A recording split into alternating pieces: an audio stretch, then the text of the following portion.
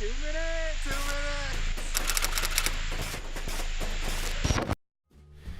Hello, my name is Oliver Roper, host of this show we call Checking Out Chicago. You know, wintertime is a complicated time of year. Some days it's freezing, other days it feels like spring, but one thing that unites us all is the holiday spirit. Today I will be telling you a story about how Chicago celebrates the holidays.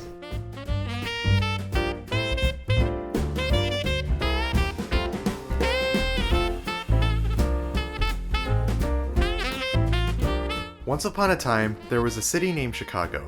It was a windy city. It was the second city. It was a city in the garden. Wait, this kinda sounds familiar. I'm gonna skip ahead a bit. Here we go, page 6.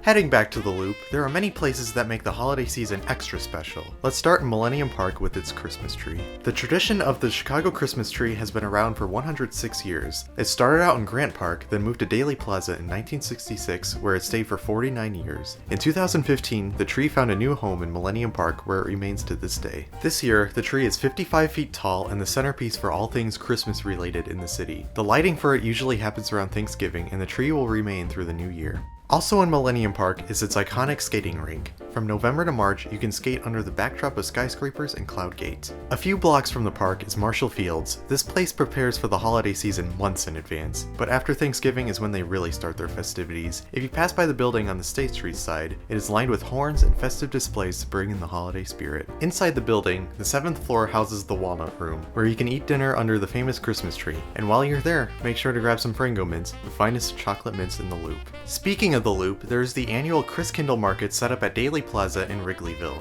There used to be a location in Naperville at Naper Settlement, but enough about Naperville. That place isn't even a part of Chicago.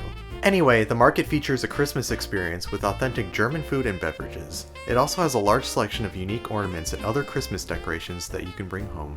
Every year around December, the CTA transforms their buses and trains into a magical ride where you're greeted by Santa and his elves in a unique experience that makes commuting just a bit more festive. Taking the train north, Lincoln Park Zoo has an annual light show that brings the holidays to the zoo.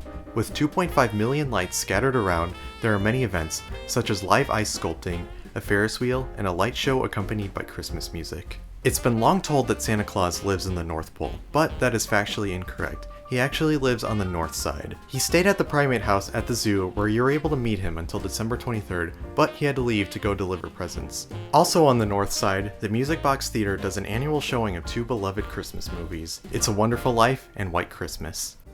And so, with the holiday season here, the people of the city came together to celebrate. People from the Loop, the parks of the Loop, the museum campus, Navy Pier, and even the near north side. As Santa returned to the city on Christmas Eve to deliver presents, he exclaimed, "Merry Christmas to all, and to all a good night." I wish you the happiest of holidays, and I will see you again in February. This was Oliver Roper with Checking Out Chicago.